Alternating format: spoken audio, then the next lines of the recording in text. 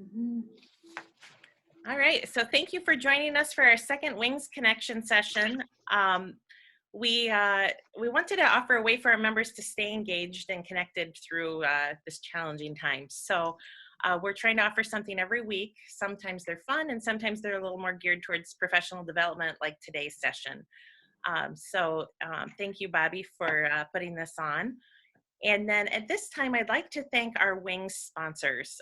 Their sponsorship allows us to offer our luncheons at a reduced cost. And we're hoping that we'll be able to continue our luncheons, the series soon. So we aren't scrapping that completely. We're just postponing them at this point. And our 2020 Wings sponsors are all up there. So thank them, please. And at this time, I just want to do some quick housekeeping. I'm going to mute everybody during Bobbi's instructional part. Feel free to use the chat during the presentation. She'll be responding to questions that are on there. And when she's done, we'll give you the opportunity to turn your microphones on. Please keep your microphone muted if you're not the one asking the question at that time. And at this point, I would like to turn it over to Bobbi. So let me get you started here. And sorry, I've got to unmute Bobbi. All right, you're all set. Awesome. It's so good to see everybody. Like I'm super excited to see like friendly faces. Okay, so here's what I want to do today. Obviously, we're going to talk about some ways to polish up your social media and your website. I thought I would structure this by kind of going through some of the different social platforms and some of the things that I think everybody could be kind of optimizing just to be able to present yourself a little better, stay a little bit more on brand, take advantage of some new features that have been launched by some of these platforms. And I'm going to be doing a lot of sharing my screen. After we talk about the social media stuff, we're going to touch on website development a little bit. I'm going to do my best to keep it as basic as possible, because when you start talking websites, things can start going off the rails quick if you don't actually manage your own site.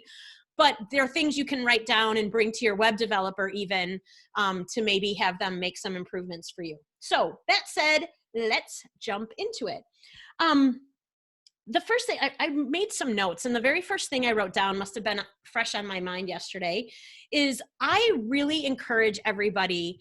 I mean, we're doing this now because a lot of us, some of us have more time on our hands and realize that we probably should have done this stuff before. So I am noticing a lot of business owners right now kind of chasing their tails going, oh my God, I should have learned how to do Facebook Live, or I should have learned how to hold a virtual meeting. And so one of the things I'm recommending, that I always recommend to anyone that takes our classes, is scheduling time in your month where you literally block out some time on your calendar to go in and do some of these things, like just do an audit of your social platforms and of your website, because we're busy. Like we're busy every day. We've got new things happening. And sometimes the things we're initiating in our businesses don't necessarily bring us right to, hey, I need to go update that on my Facebook page or on my website. By scheduling these audit times, it brings top of mind things that we need to add as maybe new services, or updating cover images to, highlight new programs that we're offering or products that we're offering. And also to see what new features these platforms maybe launched that they didn't give you that little heads up about. Sometimes you log in, you'll find little notifications for things that are new. A lot of times you don't, and there's a lot of really great features out there we should be taking advantage of. So with that said, I'm going to start out talking about Facebook, and I am going to share my screen, and I'm using my profile on a lot of this stuff just because it's easier. But some of my favorite hacks for ways that you can optimize your profile and then leverage Facebook a little better. Do you guys hear my bird? Is it obnoxious? Because it's obnoxious to me right now. If you can hear it, let me know you can't hear it. Okay, perfect. And by the way, while I'm going through this, like Molly said, if you have like an immediate question about something I say, drop it in the comments. I can see them the whole time, so I can address that right away. It makes it more fun for me too. So feel free to do that. Okay, so Facebook. Let's jump over to Facebook. All of my messages are going to pop up. Okay, so a couple of things that I want you to include, and I'm actually going to kind of reference this as sort of in your audit that you do, but then I'm going to be highlighting some things you can change. So first of all, pay attention to what's going on your cover image. A lot of times we put it there and we leave it, and we're not really thinking about updating it.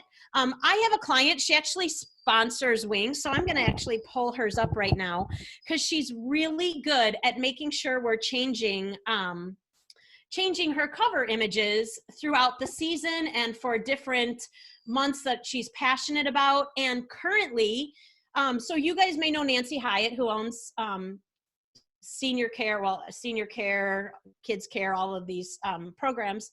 And because she's a healthcare advocate, it was really important that we changed her cover to reflect what's happening right now in our lives. So right away she called, we created new imagery to highlight, you know, her most important message right now: stay home, stay healthy, and that she is the perfect person to guide you through anything having to do with this virus. So by doing a monthly audit, we are going to be paying more attention to what's relevant in my business right now, and should I start making these changes. And by the way, when you make this change, when we made this change for Nancy, it goes across all of her platforms. So it's really important when we're talking about kind of optimizing our digital presence and just kind of that footprint we have, that our visuals bring people back to us really quickly, that we're literally building a brand. So all of Nancy's profiles have the same profile image, and all of her profiles have the same cover, which we have created. We use Canva because it allows us to, you know, create a graphic and then quickly change it to fit the Twitter profile, the LinkedIn background, and all of those things. So pay attention to those visuals because they create a first impression, right? And we need our first impression that we have with people to be a really good one. I also want to discourage you on these visual components of just putting up stock photography. This graphic needs to do a number of things. One, it needs to help people to recognize your brand. So in mine, of course, I'm going to have my text be in my logo colors, because if there wasn't purple on this page, nobody would think it was me. But in addition to building your brand, you want to use this to tell people what you do, because they may not go into your bio and the about section. So by having a great visual here, they know exactly what you're all about, what services or products, what is it that you offer. So you can see we have a kind of a list of our core services. We identify it with small business because that's who we like to work with. And then the other thing that we are doing here, which if you can do it, is building a little bit of credibility.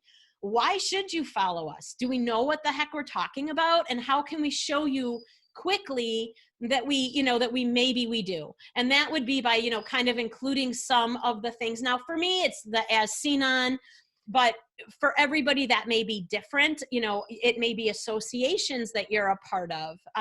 It could be a lot of things. So trying to incorporate all of those into your graphics is a good thing. And you know what, you guys, if you are not good at graphic design, I get that. Hire somebody. We happen to have a virtual assistant in this meeting right now who could do this stuff for you.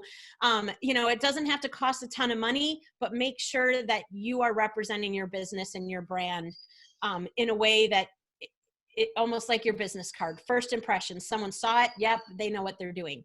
One other thing I want to call attention to on my cover image, which you can't actually, let me do this. It'll make more sense if I view it the way everyone else would be viewing it. Oh, it still doesn't show it right.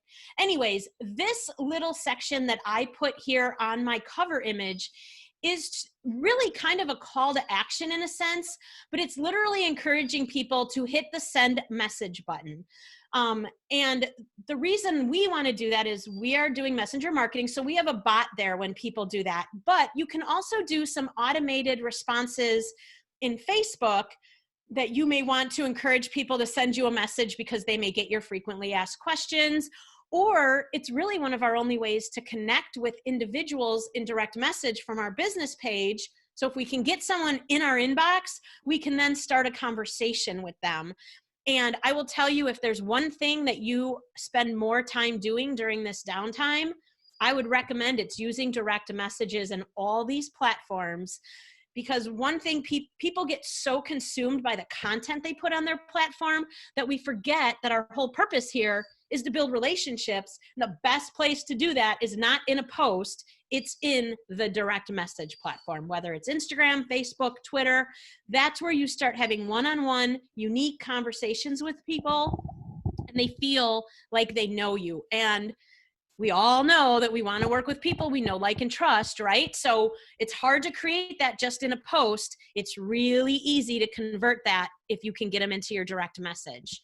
So that is something you should be kind of really focusing on right now, is using that feature as much as you can.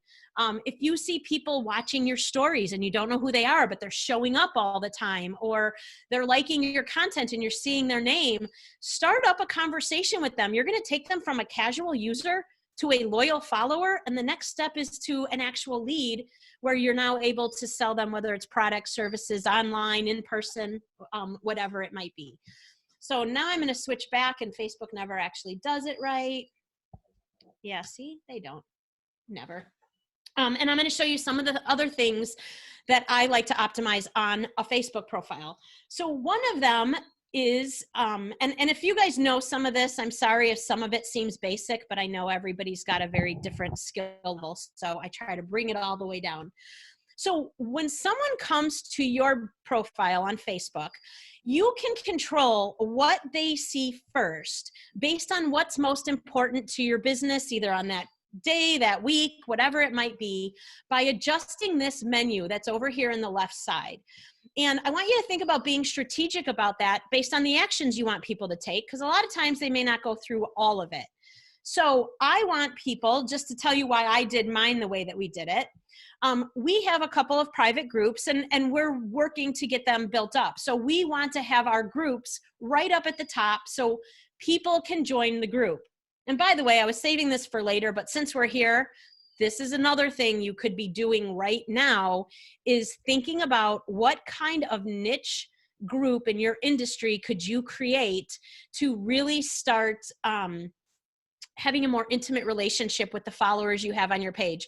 Our business pages are tough because Facebook doesn't show anything to anybody that we put on our business page unless we've built up loyal followers that have engaged frequently enough that the algorithm says, show it to these people. In general, they're showing your content on Facebook to 2 to 4% of the people that follow you. So it's not the greatest way to get a bunch of engagement and get your message out. Groups are different. People they get more notifications about content that's been put in groups. They form different algorithms around groups. And by the way, if you were watching the Super Bowl, which probably the majority of you were, you saw that Facebook started running ads, and it was all about groups, because Mark Zuckerberg has said the future of Facebook is private. And when he said that, what he means is he wants to bring people together in like-minded groups and in Messenger. They're doing a ton of work in Messenger right now. And they've done a ton in groups as well to give you the ability to manage it with a co-manager. They're going to be launching ads in groups. I'm surprised they haven't done it sooner. They're talking about doing that.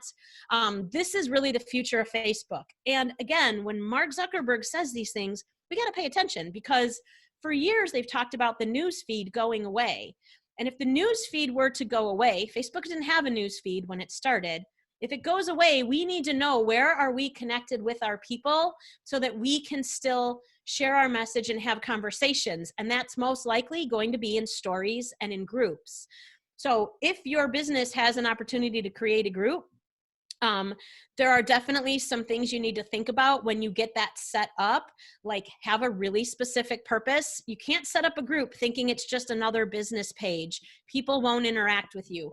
You need to set up a group and say, here is what I do. Here are the rules. Here's how I manage it.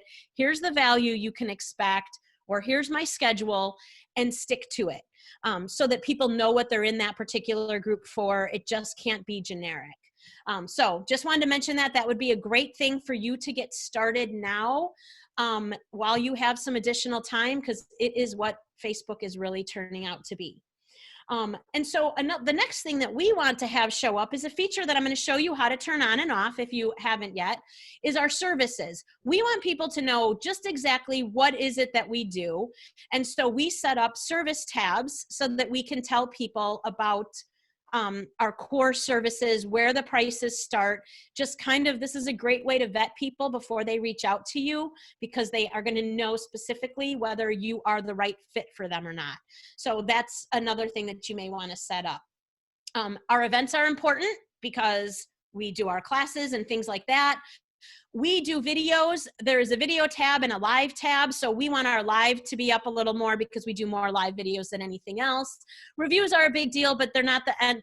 They are always going to show up anyways. We're not that worried about it. So you guys are going to structure this menu based on your own goals. So let me show you how to do that. It's really simple. From your business page, you would go into the settings. Man, everything's slow, by the way, so I apologize. Go into templates and tabs. And in this space, all of these options down here are things that you can utilize in your menu, and you just drag and drop them in the order that you want them to display in. Let me see what the chat is here. Can you remove tabs like fundraiser? Great question, Victoria. And let me explain what fundraiser is here in just a second. Some tabs you can remove, some you can't. Let's see if it lets us do. Fundraisers is actually brand new. You guys just saw this on your business page if you're not a nonprofit in the last few days, and you cannot turn that one on and off. Other things you can. So you can turn reviews on and off. So if I were to click onto reviews and I don't want it in my menu at all I have to do is turn it off and then hit save, and it would disappear. Additionally, if there's tabs that you might see here that you don't have, you can go into add a tab and turn other things on. So when we are posting for jobs, we add that tab and turn it on and off. Right now, a lot of people are offering special deals to generate a little bit of revenue. Offers are a really cool way to do that. This may be something you want to look at doing. Add that tab, turn it on, click on it so you can fill everything out and move it up all the way to the top of your menu, so it's the first thing people see when they show up on your Facebook page. If you had a brick and mortar shop you're not able to sell right now, you can sell directly on Facebook by setting up a Facebook shop, and you can actually put inventory in there. People pay right with whatever credit card they have associated with their Facebook page. So this is a great way to take your brick and mortar, or maybe you do multi-level marketing or something and you're not able to meet in person and you want to kind of highlight some of your products. Check with your companies to find out what's allowed, but you can turn that on and off in here.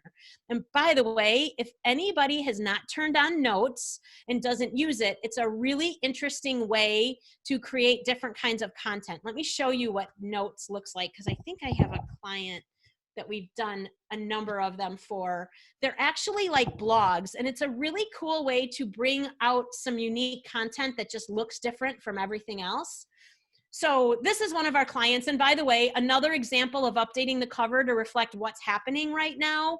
They're only seeing patients on an emergency basis. So we made an update so that they would let everybody know that right away. But this is what a note looks like. So it's really just a post, but you can see how different it looks. And this is what it shows up like in your news feed. So if you're looking at creating some unique content that maybe grabs people's attention in a different way than your regular posts do, you might want to consider turning the notes on. Another cool thing about this is when you open this up, all right, well, this one doesn't have much, but you can put direct links in here. You can actually format your text, so you can do headings, bold, italicize, quotes to call things out, all kinds of different things that you can't do in a post to make it more interesting. So incorporating some of these other features may be a way to get a little bit more attention to your page currently. Let me go back here. Okay. So that's where you turn all that on. Set up your page so that you are controlling the way people see your content. And by the way, this does translate over to mobile, even though we're seeing it here. When you rearrange those things, it will transfer over. Is community another tab? Yes, community is another tab that that you cannot remove. And you know what, Victoria, community is not groups. So your groups are actually the groups that, in this context, they're the groups that you own and manage through your business. This community tab, to be honest, I don't even really use it that much. It pulls up just things about your followers. Stephanie's my top fan right now. It's just really telling you different things about your community of people that you interact with and that follow you. So totally different thing than what groups is all about.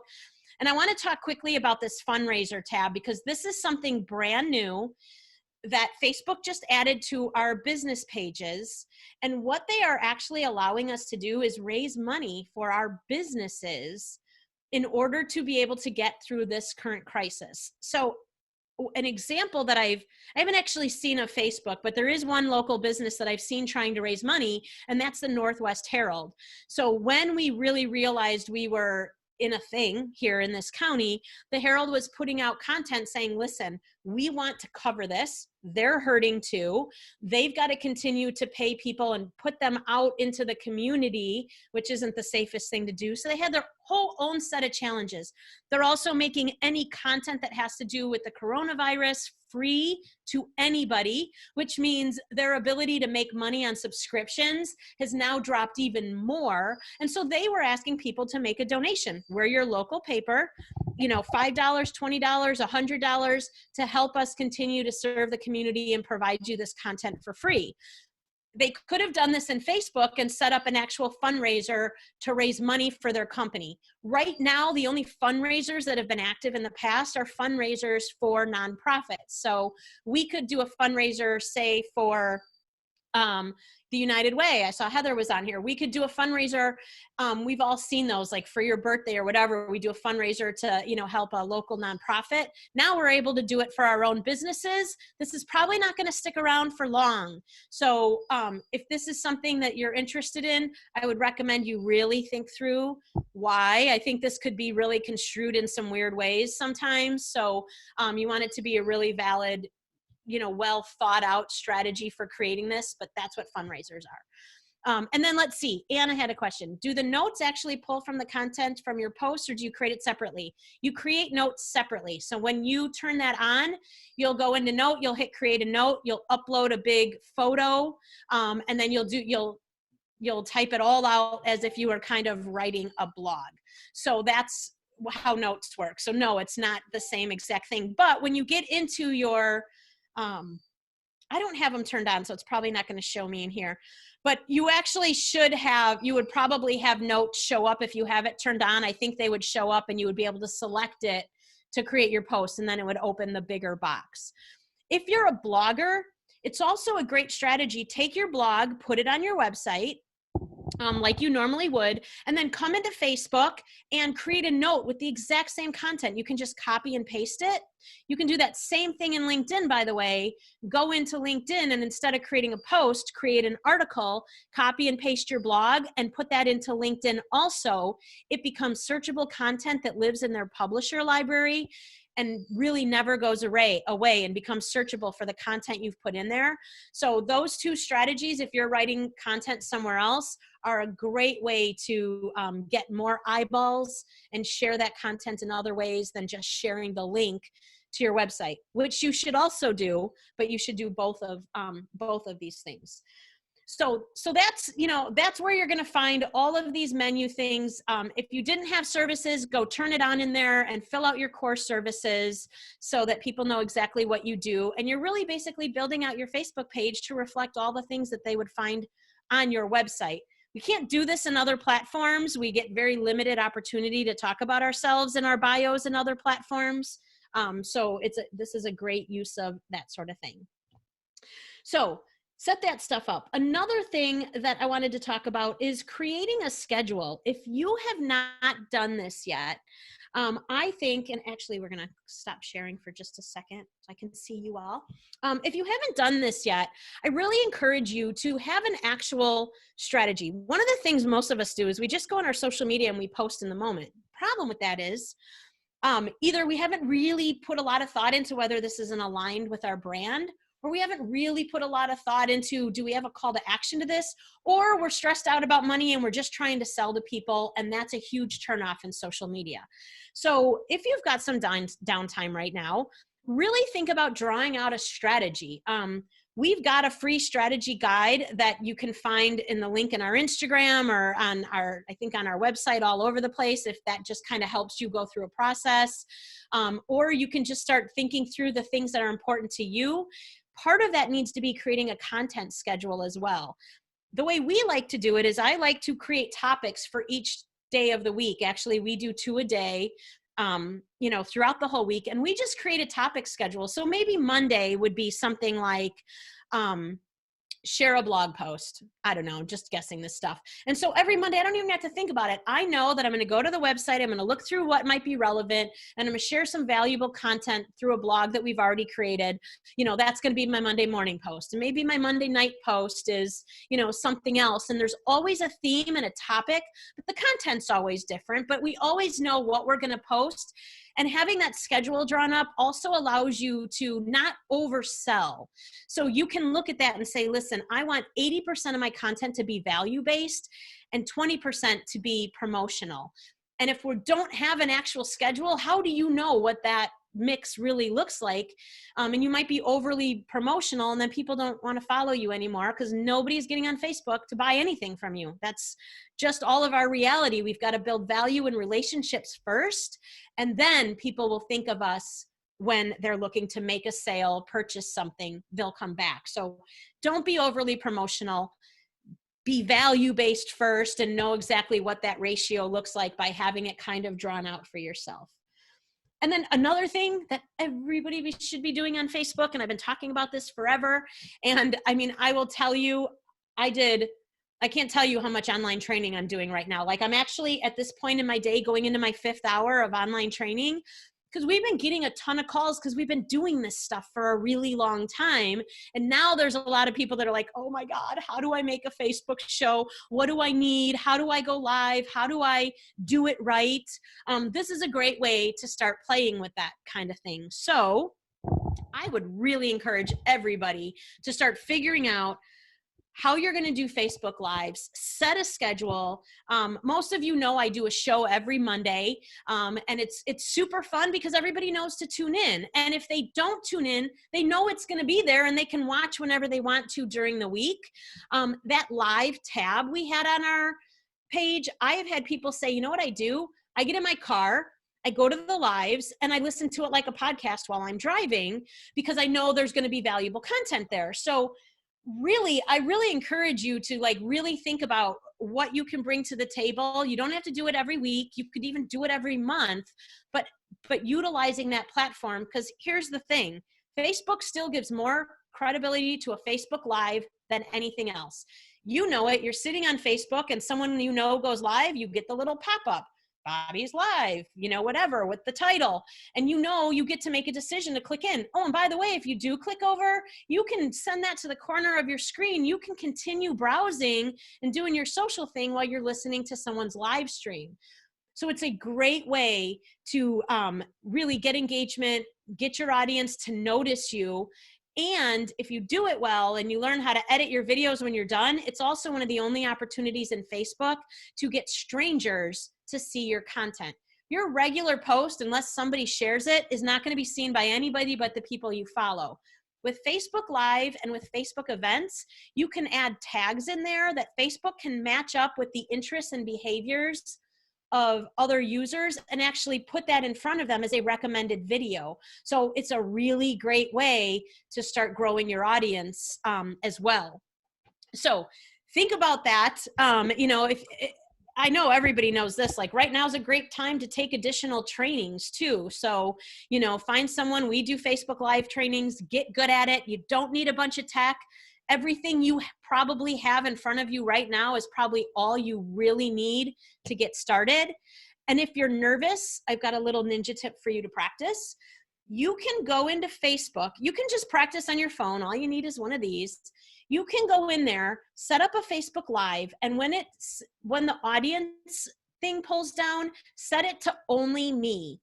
So do a Facebook Live and only show it to yourself. Then go back and watch it. see what it is you liked about what you did, what you didn't. You're going to get a little better, do another one. And then over time, you're going to get more comfortable. You're going to identify those weird little things. Another way to do that is we also set up a test group. So we have a private test group where we will like record a live into the group, and that way my whole team can see it. So I'll be like, okay, I did this video, go in there and tell me what you think. How can we make it better? And so then you could get some feedback from other business associates also if you do it in a group. So 2 different ways you can do it to kind of get out there and start practicing. And if you're using new tools, there's a couple great tools for Facebook Live. I use a platform called Ecamm, E-C-A-M-M, and my shows are getting awesome because we've got cool things when you come in. There's animated videos that are playing that have timers to tell you when we're going live, new graphics that cover the screen so that our whole show is branded. So we're learning more about that platform and getting better all the time. But if you're just using some of these things for the first time, do them in the test group, or do them to only yourself. So when you screw up the technology, it's okay. You're learning, right? Another great tool, if you're going live and you want to do some branding, or maybe you want to do interviews with people, is BeLive. I think it's BeLive.tv is a pretty easy program to utilize as well. That allows you to do a split screen so you can make your lives more interesting by bringing other experts on or clients, whatever it may be. Like I could see Pam bringing clients on to talk about success stories, so that would be a great show that would really inspire other people, but you're going to need some other technology. Because if you haven't heard, Facebook used to let you invite someone else onto your live stream. They don't let you do it anymore. They got rid of it a couple weeks ago. So the only way to do interviews on Facebook Live now is to use some other third-party platforms. So that's something else that I think every business owner needs to figure out how to do, and probably really wishes they knew how to do, a month ago or 2 months ago. Another thing I want to tell everybody that you should all be doing right now, I'm going to share my screen with this so you can see the URL. Hold on. Oh, what did I do? I did not share my screen. Facebook just launched something brand new a couple days ago. Let's see. They set up a new gift card. So if you want to sign up for this, I'm going to tell you a little bit about it, but I want you to see the URL. Actually, you know what I'm going to do? I'm going to drop it into the chat real quick. Where's my chat? Okay, I just dropped the link to this page here in the chat. So what Facebook is now allowing us to do is, as businesses, they launched a new program where we can set up gift cards directly on our Facebook page so people can buy from us now and use it later. Now, you have to sign up here because you have to partner with either Square or Cabbage. The cool thing about doing that is we literally don't have to set up anything. We don't have to have physical gift cards. This is all digital. We don't have to have had a plan before this. We literally just start setting it up. They're even giving us social media posts to go share. They've got a variety of different templates you can download. And the whole point of this, again, is to help us make money now. This is another thing that I highly doubt is going to stick around for very long. So it's something you want to take advantage of now. Now, I've been hearing from a couple people. One person said, I don't want to do this because I also need to make money when we get back in the office. Well, yeah, you do. What difference does it make if you make $100 today or $100 in 3 weeks? You probably need the money a little bit more right now to sustain. And here's the thing. Sell these things now, because in the future, you have a loyal client that you can then plan on, how do I take these people that bought these gift cards and offer even more value or show some appreciation or really, build some loyalty, because people that buy these gift cards from you probably really like you. Now, I'll also say this. I even said the other day on a training I was doing, this really wouldn't work for my business, but if you have a restaurant or a boutique or whatever, and someone stopped me and said, Bobbi, that's ridiculous. If you launch this, the first thing I'm going to do is ask my husband to buy me Think Big Go Local gift cards, because I need to spend some time consulting with you, and I don't have a ton of money, and I would literally ask for that for my birthday gift, because it means that, it's that meaningful to me. So I really think this is something everybody could do. If people pay you for something, give them the chance to pay you now and either set up something virtual or let them hold on to that gift card until we all kind of reconvene in this world. So another really cool thing that Facebook has set up for us. And I want to show you something else that you may not have set up yet that you may want to do now. And that is set up the automatic replies on your Facebook page so that you're able to really set expectations for people. If you go into, I think it's advanced messaging, I think everybody's probably pretty aware of, is it in here? Nope, it's not in there. Pretty aware of like the welcome message and that sort of thing. And if you haven't checked yours out in a while, should definitely be part of the audit because things are probably a little different right now. You may have said, I'll get back to you in 48 hours. And right now you're living on your computer and maybe you want to set a different expectation for people. By going into the messaging tab, you can set up your greetings for people. You can customize them. My biggest tip for you is set a good expectation. People literally think you're sitting on the other side of this as the business owner 24/7 and that they will send you a message and you are sitting there waiting to get it and you're going to reply because this is all you do. If that's not what you do, you need to go in and set that expectation of when you will get back to them. It's a good thing to do. Now, where in the heck are my... I just love this. I love when they move things. There is messaging that used to be here in advance that I don't see right now. Okay, so much for that. You can set up messaging, but I can't find it at the moment. It was there a few days ago to reply to recommendations as well, but I can't even show you where it is because it's gone at the moment. It'll be back in an hour. I don't know. Weird things are happening right now on all these platforms, which by the way, I've also heard this from people. Yes, it's taking longer. Yes, it's taking longer for Facebook to approve things. Yes, things are very glitchy. The other day, Facebook was an absolute hot mess for me. They are seeing the statistics of how many more people are using Facebook during the day and how many more people are using Facebook Messenger are incredible. So things are definitely a little glitchy sometimes.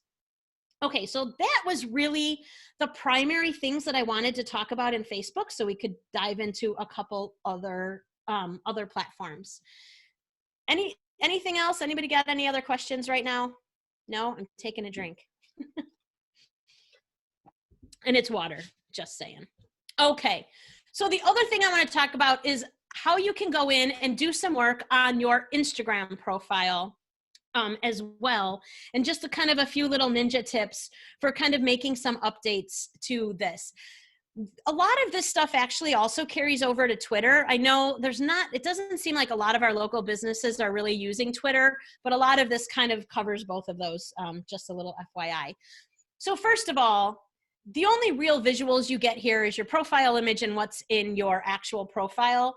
I would encourage you to make sure your profile images across all of your platforms are the same, because you want people to recognize right away that they're in the right place. And let's see, Ellen said, could you talk about I am and using it for a meeting? What I am? What's I am, Ellen? Because I'm not sure what you mean. Do you mean direct messages or messenger? Let me know what you mean and I will definitely talk about it. Okay, so optimizing your profile on any of these platforms. A few things I want you to know about Instagram is this top line right here.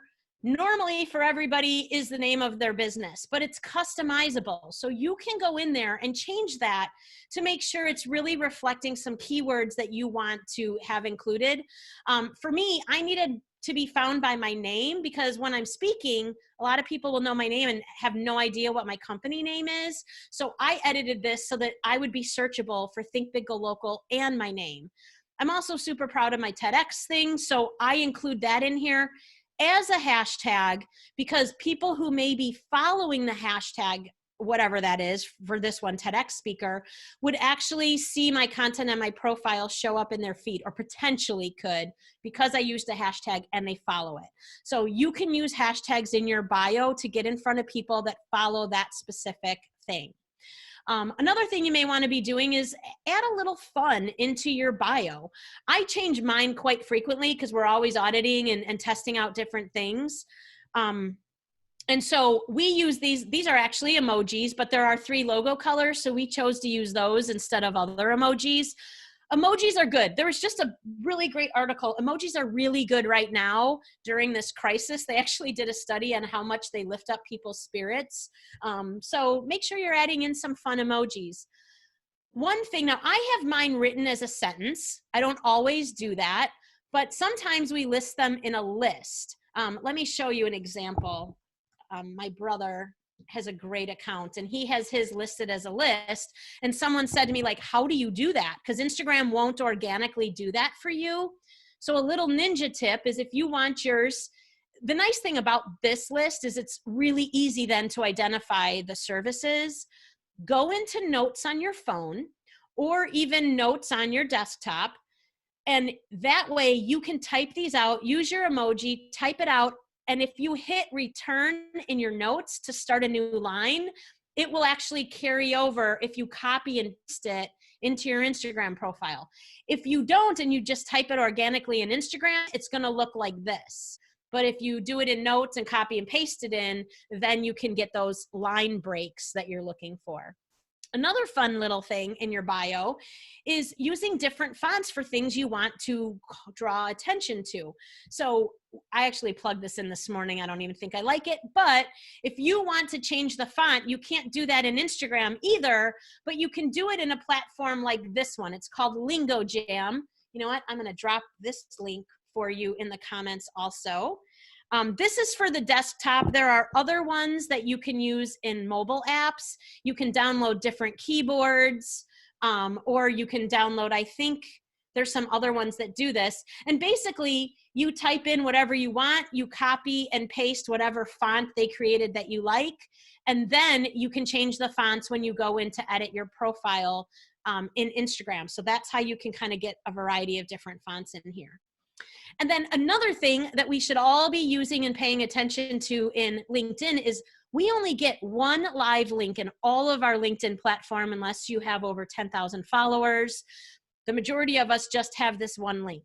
So most people just put their website in there, which you would think would make sense. But I'm going to tell you what, it only makes sense if the website that you're driving people to has a really specific purpose on the homepage. And I'm going to show you an example of what I mean by that. Because if all you're doing is sending people to your website and you're creating a post, like this last post I had was a blog. If I'm creating a blog post and I want people to go to the blog and I say, hit the link in my bio, and it just goes to the homepage, they have to go find the blog. Nobody's going to do that kind of work. So one of the little tools that we use that I love is a little app called Linktree.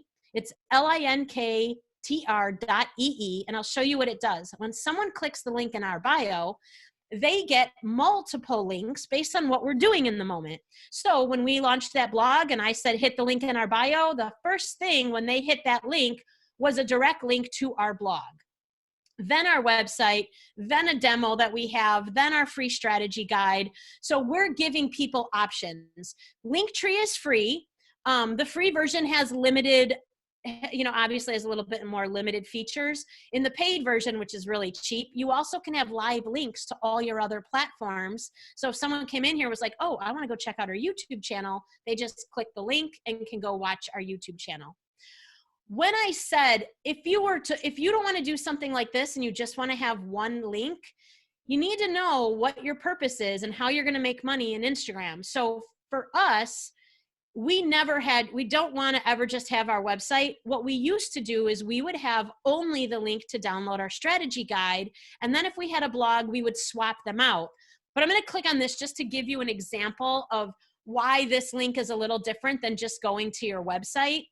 It's what is called like a landing page or a squeeze page. So when someone gets here, this is on our Think Big Go Local website, but you notice there are no menu options. You're going to see a download button everywhere because we have a really specific purpose for this page. And our purpose isn't even to give you the strategy guide, although we spent a lot of time creating it. Our actual purpose is to get your email address. So we were using that link to get people's email address so we can remarket to them. So have a strategy that's really specific when it comes to these links, and that may take a little bit of work on your part to decide, is there something free I can give away? Do I have a registration? Do I need to create a new page? Or I just want to give people options? But great way to optimize that bio space here in Instagram. And then another thing, well, you know what? We would be on here forever if I talked about some of this other content, but I just want to mention a few things about creating your actual content in your feed. I like people to think about this as kind of a magazine. Like if you were to, when you go to someone's Instagram, it really needs to be well branded. I think we're doing an okay job. Instagram's not actually my favorite platform, so I certainly know I can do better, and we've been working on it while we've been home when we have time. But every single thing you post on your Instagram, you need to stop and really think about it. Does that picture fit our magazine? Is it part of our, does it really look like it's part of our brand? If people see it in the feed, are they going to know right away that it's from me? And so really thinking about that before you post it is a really, really great idea. And Ellen said, talk more about I am and using it for a meeting. And Ellen, I think you may mean Facebook or Instagram. I can kind of talk a little bit about both of those here in just a second. So, so thank you. So anyways, think about every single thing that you are posting so that it follows along with your brand. So when people do show up here, they have this expectation about what means something to you, what things look like for you. And over time, they just start to recognize it without you even having to say anything.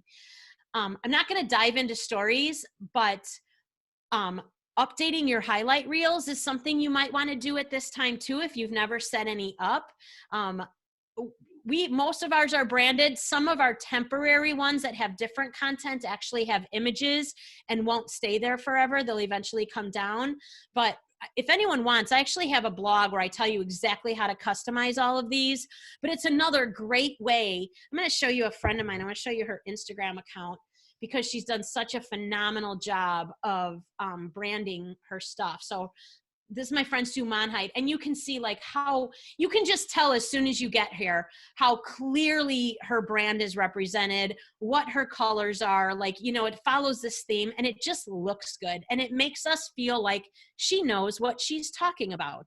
And Victoria says, yeah. So Victoria, I'll drop that link here in just a few minutes. I'll get that in there for how to set these up. It's really easy. You can actually do this in Canva. If you're struggling with it, hire somebody to set up for you. It's not that difficult. But also just letting you know too, call to action. Sue's doing a great job of telling you what's in this link. And she has it set up differently, but she's got a variety of links in there. So these are awesome ways to just start optimizing your LinkedIn platform. Any other questions anybody have right now? If you can tell, I need to stop talking for a second. Okay. So those are some of the highlights for that stuff. A couple really quick things on LinkedIn that you should do, and I'm not going to share my screen for that. All these cover images that we're creating for our profile photos, you can customize those to go on your LinkedIn bio as well. So if you don't have a backdrop on your personal LinkedIn profile, now is a great time to add one because you've got real estate behind you. Don't make it generic. Make sure you use that to tell people what you do, so they know right away when they see your profile whether there's going to be a connection there or not. So those are the things. Molly, what time did we have I forget what you said as far as time. I think we said 1:30. That's what I thought too. Okay, cool. Okay, good. Then we're on track. All right, so now I want to talk about things you can do to your website. And I know just based on the people that are in here, I know a lot of you manage your own websites, and I know some of you don't, but just a few things that I want to go over. So first of all, there's kind of a formula for a good web page. And I would encourage you when you're doing these audits to also go through your website, because here's what happens in Google. They come to your website and they look at your content and they index it. So they literally take everything that's published on that page and it's like some voodoo magic, right? They have these little robots, they call them spiders. They go in there and they take all your content and they identify the keywords, what's being talked about. And there's some ways that they do that people aren't fully aware of that I'm going to kind of share with you now. And so basically they index that page. And then they will come back to your website later. Say they come back, I'm just making this up. Say they come back in 2 weeks and they index everything again and it's all exactly the same. And then they're like, oh, well, maybe they'll come back in a month and they'll index it again and it's all the same. They may not send those back that frequently. Now, Google doesn't actually tell us with these timetables. It's all a big secret, or else we'd all be doing exactly what Google said, and it'd be hard to compete.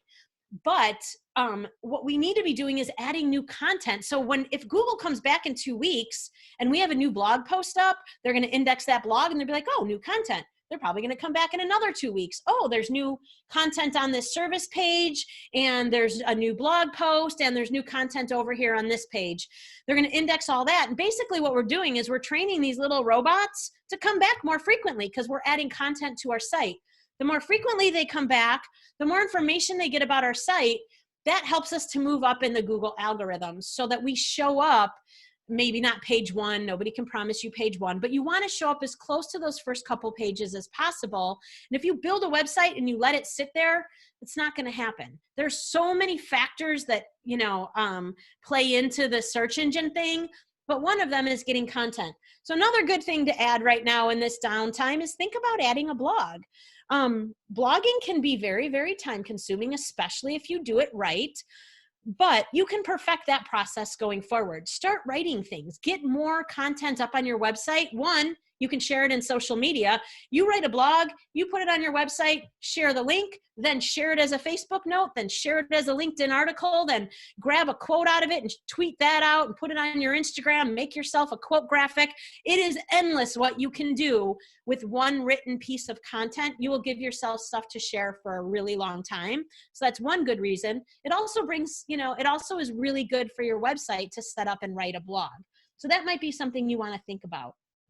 Another thing, excuse me, that you might want to add to all the pages on your website over time is add reviews to your web pages. Because as we're going through someone's website, when we first find them, there are these things that are there that are either going to give us what we're looking for and help us make a buying decision or not. I'll tell you, like, a pet peeve of mine is if someone sells something specific, like this is the thing we sell, and they don't have pricing on their website, I'm literally out. I don't even care how cool your thing is. If you can't tell me how much it costs, I'm already convinced it's $1 million and I just check myself out, right? Another thing to put on your page are like reviews from your clients. So let me jump in. I'm going to share my screen and I know Brian made some updates for us, and so we'll go take a look at it. Hopefully I'm not disappointed. But if you have reviews, so a lot of people know that the reviews live in Google. We know they live in Facebook, but if you're not sharing them on your website, those people that find you in search may not be getting that opportunity to find out how awesome people think you are. So on the front page of our website, we're actually building in reviews. So we added a whole section where we could add reviews from our clients that have left them in Google. Thank you, Christina. I know she's on here. And so you can do this on every single page. And what it does is it builds credibility for you. And as people are going through the page, they don't have to go search for your reviews in Google. They're able to see what are people saying about you. And it just builds that credibility we need to close a deal. So you can do this. I would start with your homepage and then build this out onto every one of the pages you have on your website so that wherever people end up, they're actually seeing and getting an expectation for what it would be like to work with you. Let's see, someone's got a comment in here. Is there an advantage to posting as individuals, or should we always post as our business? So kind of a loaded question. Well, there's a kind of a couple different ways to take that. When you say posting as individuals, do you mean posting on your personal page? I'm not exactly sure what you mean by that, Molly. You can unmute and explain it if you want. Okay, so what I was thinking is, if you are, should people be seeing your face, or should you as a business, is it better to be a face of a business? Like your face is everywhere. My face is everywhere. Because you are the business. That's the reason we did that. So honestly, it was a very conscious decision. Sometimes I feel really egotistical and think people just think I love to see pictures of my face. But the reality was Brian and I made a decision in our business that we knew we had multiple revenue streams, one of them being speaking, being teaching, and then doing our marketing. And Brian knew that he couldn't be the face of the business. He was kind of new to this whole environment. So we decided that the best way to market all of those things was to put a face behind our brand. We don't use our logo in our profile photos because I don't think people give a crap about logos. Like, I don't want to do business with a logo. I want to do business with a person. Frank and Christina are a great example. They could use Legal Shield logos on everything, and now they're just every other person that, you know, is a Legal Shield representative, right? There's no relationship there. But when they're using their own picture or a picture of them together, now I feel like, okay, there's a person behind that.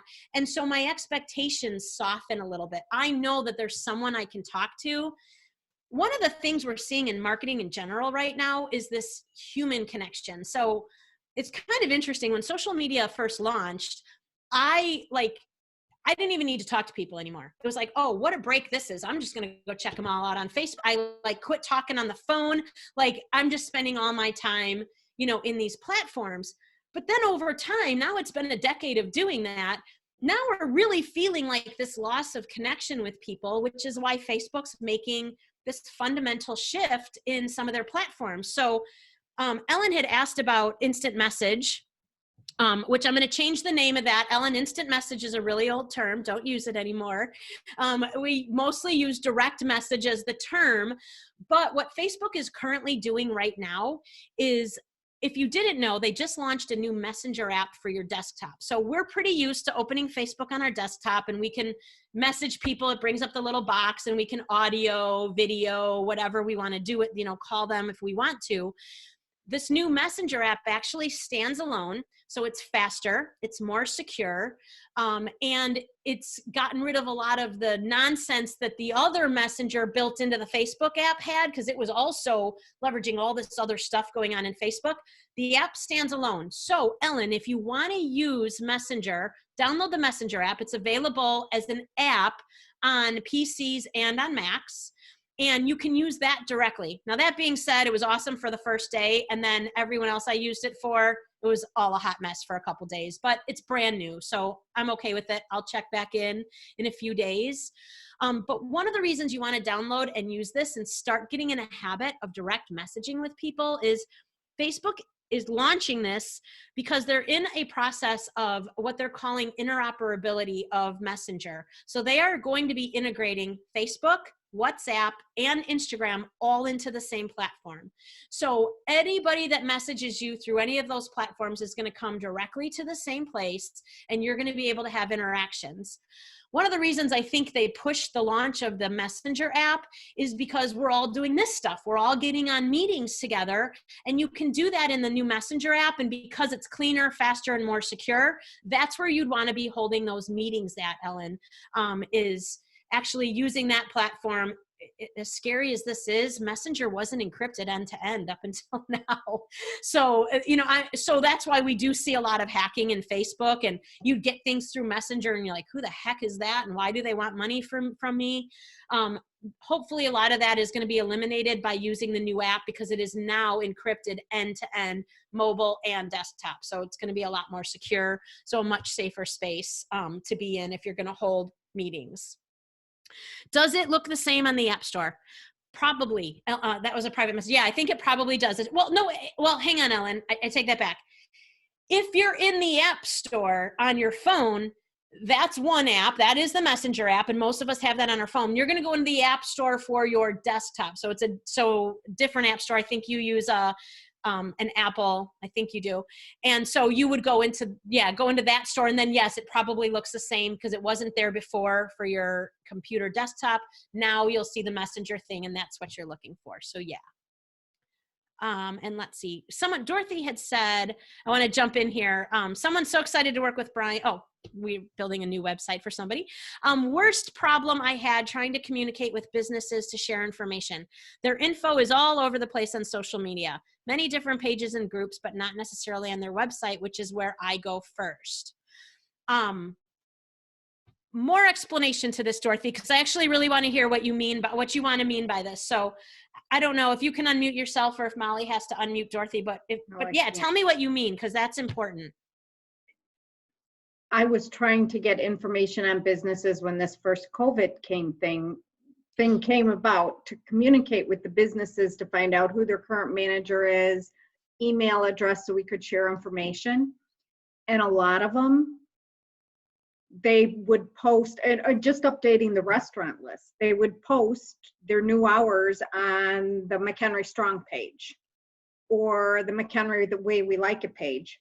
But I'd go to their website where I was looking for their phone number, etc. There was nothing on their website that said what they just posted on the groups throughout social media. So I was all over the place trying to find just the basic information to give to residents. That's awesome. And I don't even need to explain that. I think everybody can understand the problem there.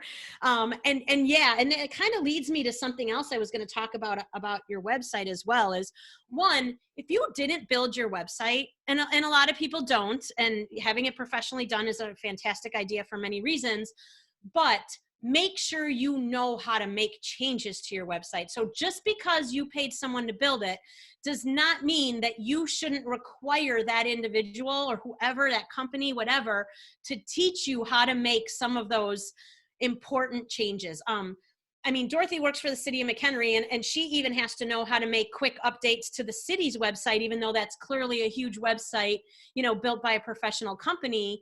They need to be able to go in the moment and say, this is important and it changed, or else they may have to wait for a week for a company to do it for them. So make sure you know how to make some of those. And then again, this is another great reason to do an audit. Now, this example was, obviously in kind of a crisis mode, but if you go in and you change a bunch of things in Facebook and you never change them on your website, you're doing such a disservice to you, because the people that find you on Facebook probably already know you. The people that find you on your website, those are your new leads. That's your future growth of your business. So you really need to make sure you start things there and then you carry them to social media and change them. Because it's great that we have this captive audience already in our social media platforms, but we can't grow if we don't show up in search and bring people to our website. And one of the things you need to make sure is on your website, and I can't tell you how many companies I see do this wrong, are the social sharing icons. So there are so many companies that put a plug-in, and I'll share my screen real quick here to show you exactly what I mean by those. So up here on our website, these particular icons, when you click them, take you to our profiles. So there's two different kinds of social icons that you want to have built into your website. These go directly to our Facebook, Twitter, LinkedIn. You choose which platforms you set up. Make sure those are set up and go in and test them. I can't tell you how many website companies put the plugin in so those icons show up and never customize them. I am always reaching out to businesses and saying, hey, when I click your LinkedIn button, it doesn't take me to your LinkedIn profile. It actually takes me to LinkedIn's homepage, and that's not helping me connect with you at all. So, check those kinds of things. But the other icons that you want to use, hang on, we have a question. Let me see if it has to do with this. Oh, sorry, got a call. Cool, Pam. The other thing that you want to make sure you do is if you're creating content on any of your pages, I don't have it on this page, but I would have it on a blog, is you want to have social sharing icons. So if people do find you and find valuable content, they can easily share it out into their platform. So if I'm going to open this recent blog. Oh, it's so slow. It's killing me. The social media icons you see when this opens up are totally different. These icons go to your profile and allow you, and then provide a link so someone can see my content on your profile and then come back to read it. And it's so slow. Oh, it was never going to open up. So from here, oh, good Lord, they're down here. So these are to share this content. These are to follow us. These are to share a link. So you want to make sure you incorporate both of these. These are also social sharing links down here as well. So we're giving everybody whatever catches your eye first, gives you the opportunity to go share it. And look at, I mean, this is super cool. I didn't even really work on this blog very hard, and 37 people came in and shared that content because we had it set up so that they could do that. If it wasn't there, would never have happened. So make sure you've got that. And this is a blog page, but this could be any one of your pages. Definitely on a blog page, but you can allow people to share your services, your products. That should be everywhere. So make sure you have those set up. Another thing you want to check on your website right now while you're checking this stuff out is up here in your URL. And hopefully at this point, this was something that changed last year, but I still see businesses that haven't updated it. What you need to have built into your website URL and your hosting is what's called an SSL certificate. And what that does is it provides this little icon right here that says our website is secure. So if you submit any information to us via our website, it is encrypted end to end. Nobody's going to get your phone number or email that you send to us, and you can function on our website with that confidence. If that wasn't here, as a matter of fact, I think Amazon, so for a long time, Amazon's was not secure, which was bizarre. But if you get to a website that's not secure, it's actually giving you a red icon and it's telling you that that's not secure. That is going to be an indicator to people to check right the hell out of your website, because nobody wants to interact with a website at this point that is not secure. So make sure that you have that updated on your website and call whoever hosts for you right away if you don't, and they'll take care of that for you. Another thing that you need to pay attention to, and again, really depends on who built your website. If you built it yourself, this may be something that was overlooked. If you hired a great company, it should be done properly. If you hired somebody and you did it kind of on the cheap, they may not have taken the time. So if I go into Google and I were to, you know what, I'm going to just type McHenry Chamber. Let's just see what pops up here. And so a few things show up, and actually it's not even their website, which is oh yeah, the website does pop up. Okay, so some of the things that we see in search are actually kind of hidden into our website and are all things that we can go in and modify. So right here, this title that is showing up here, we call that a meta title.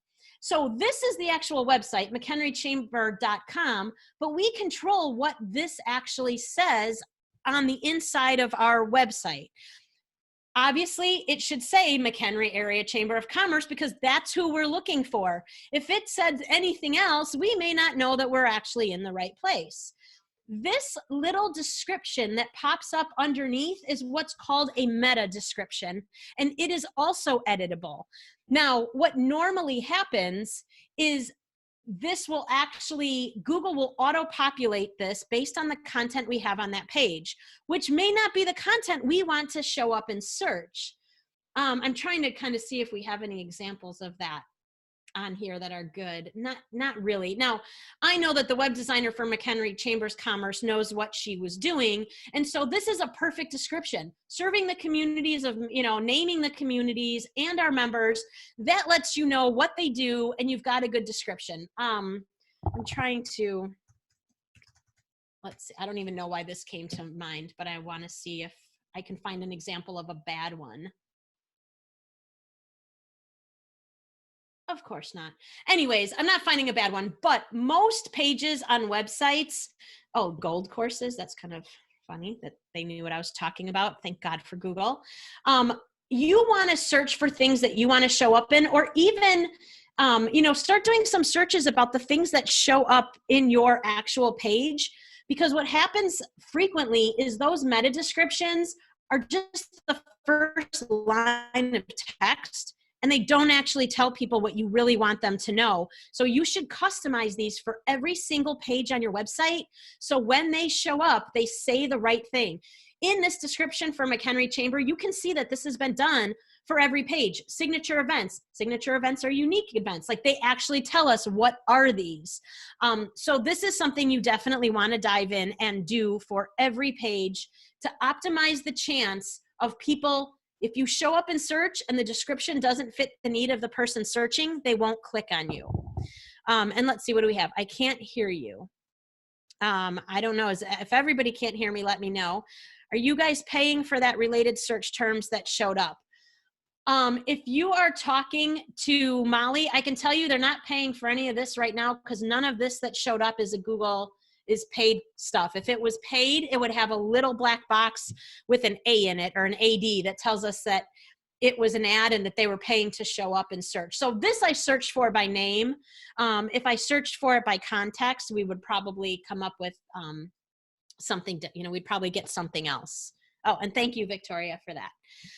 Okay, so what are the other things I wanted to do? So having good meta titles and meta descriptions on every page is definitely a big deal. Reviews on every page that you can get them on also builds a lot of credibility.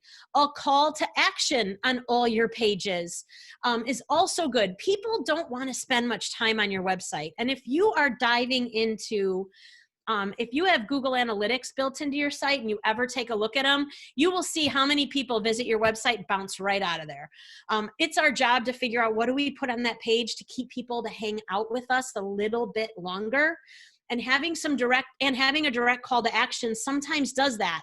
We need to identify, why are they looking for us? What's their problem? And how do we solve it like that?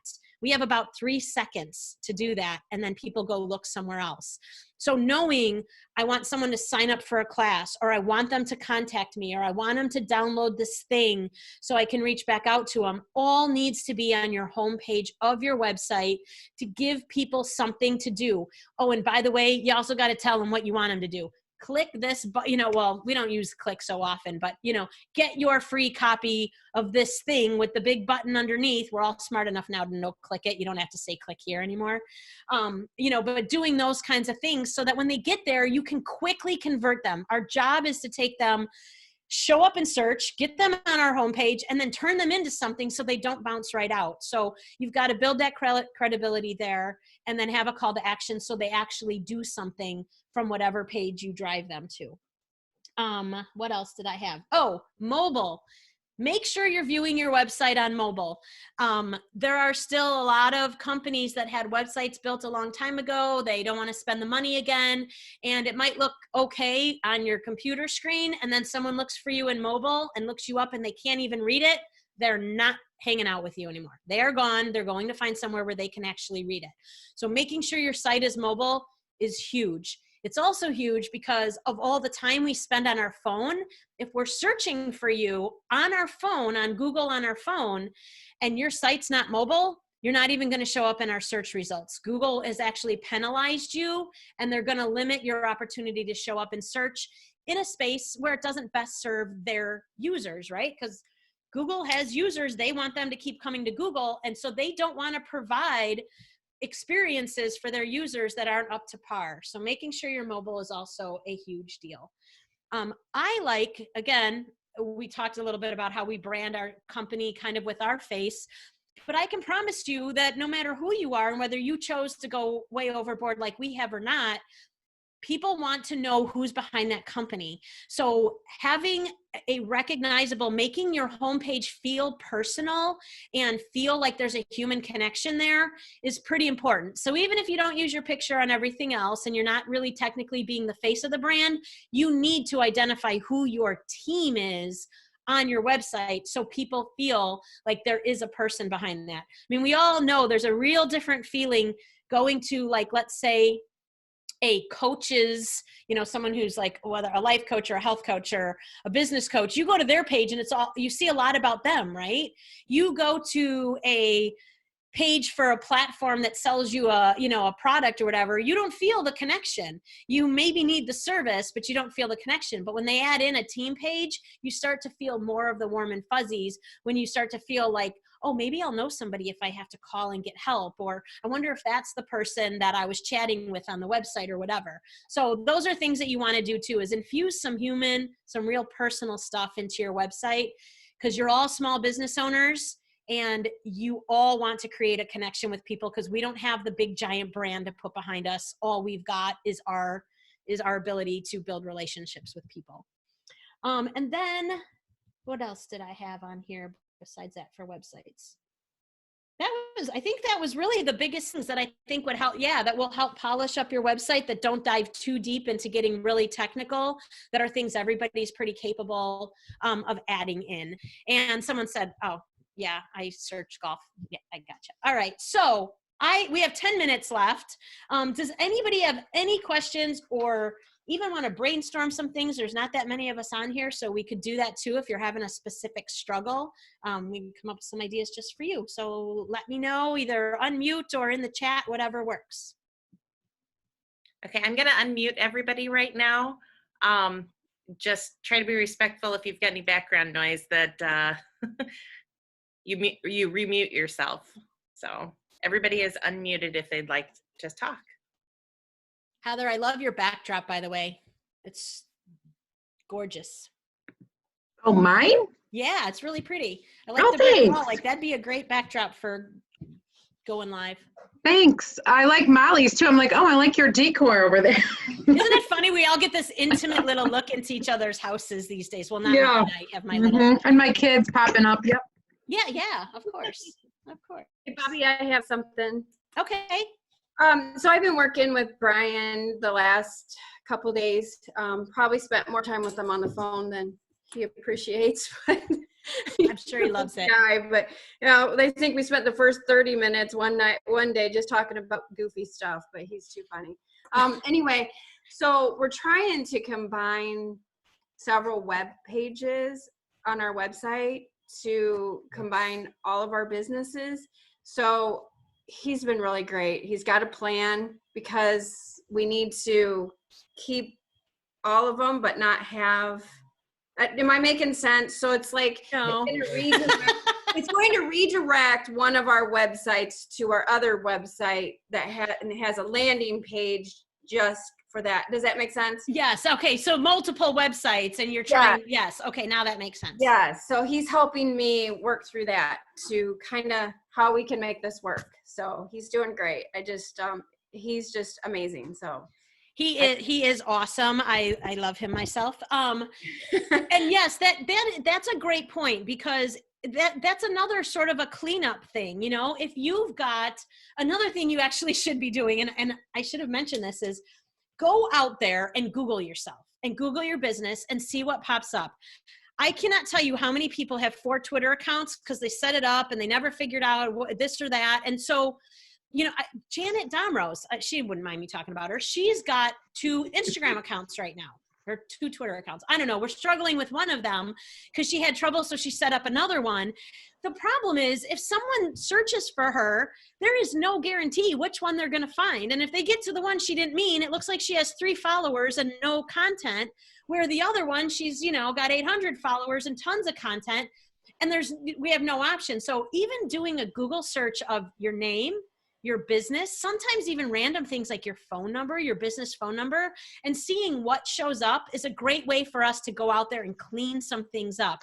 Maybe old profiles. Sometimes directories get set up for us and we don't even know it.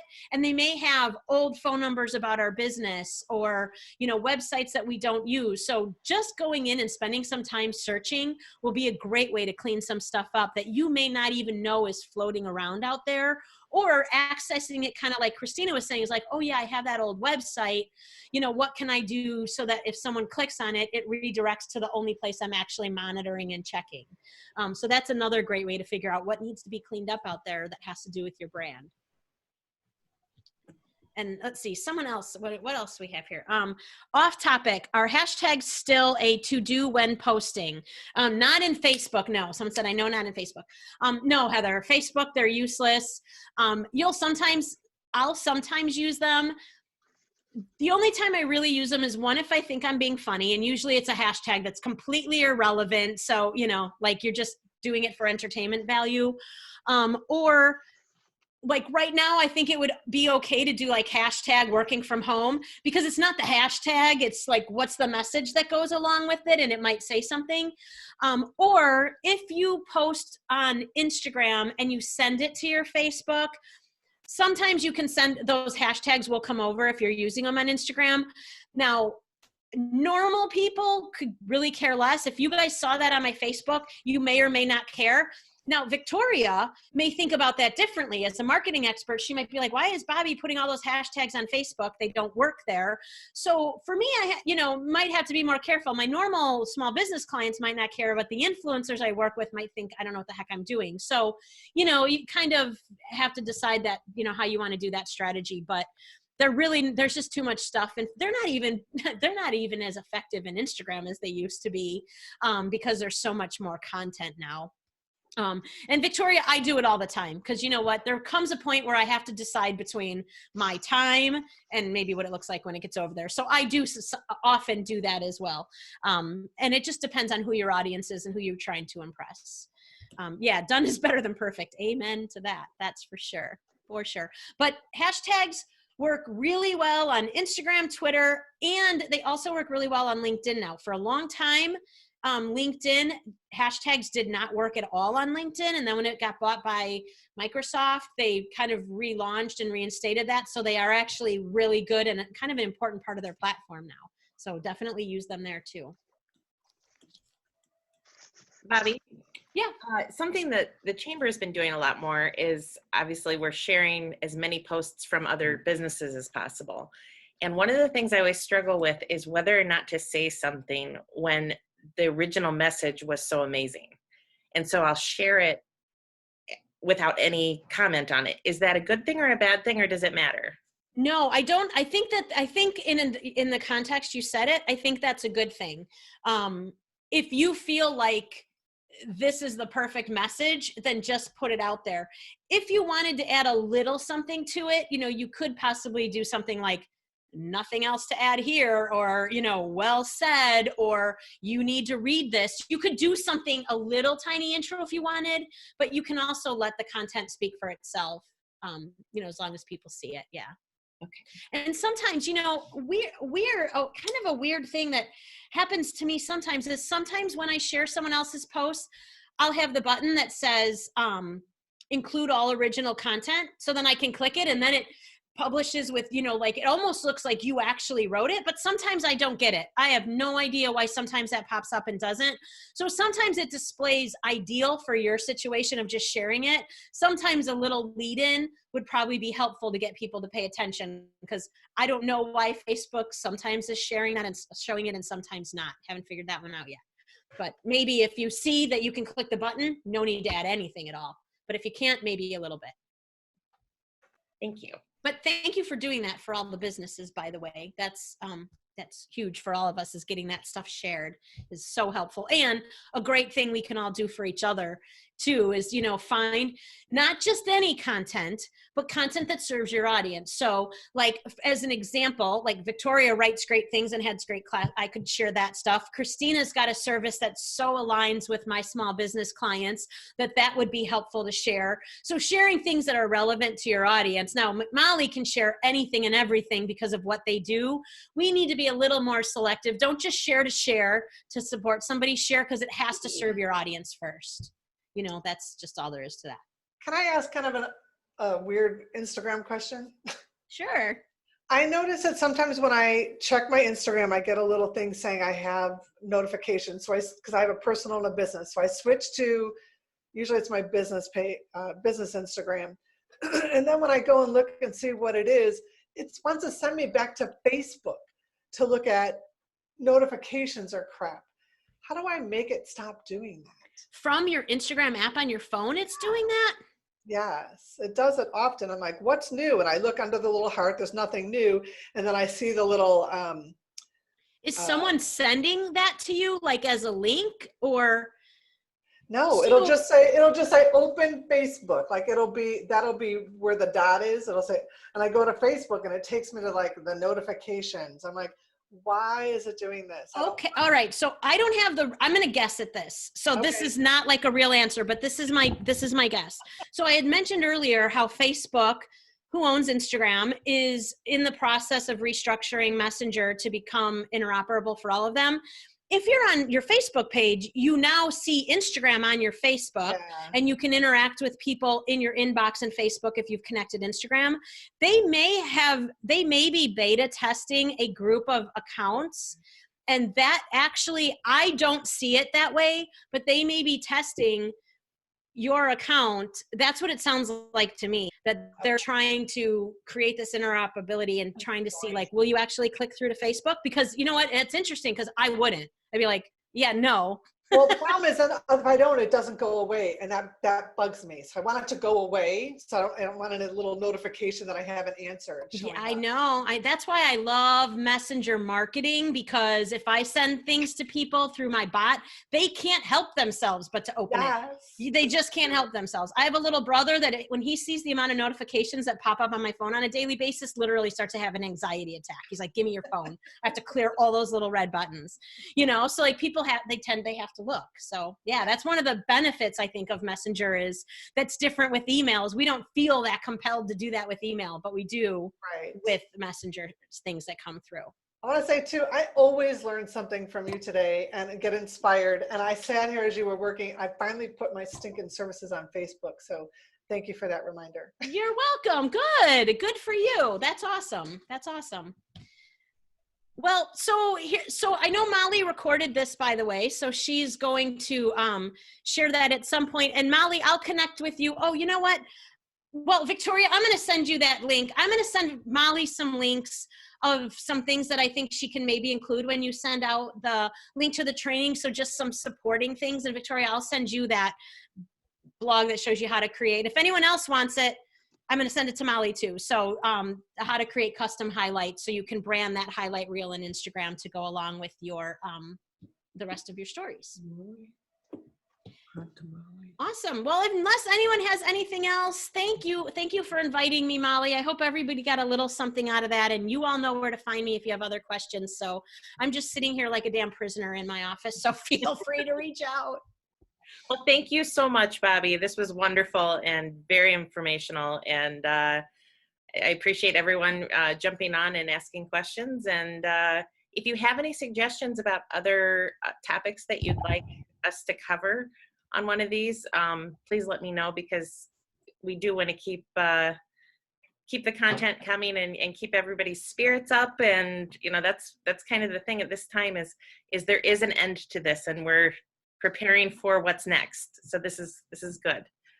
So there is an end, but things are going to change. I try to find the silver linings, and I think there's a lot of things that are just going to change. So kudos to you guys that are trying to figure out how to embrace that, so that you can stay relevant in whatever the next phase of this is. Absolutely.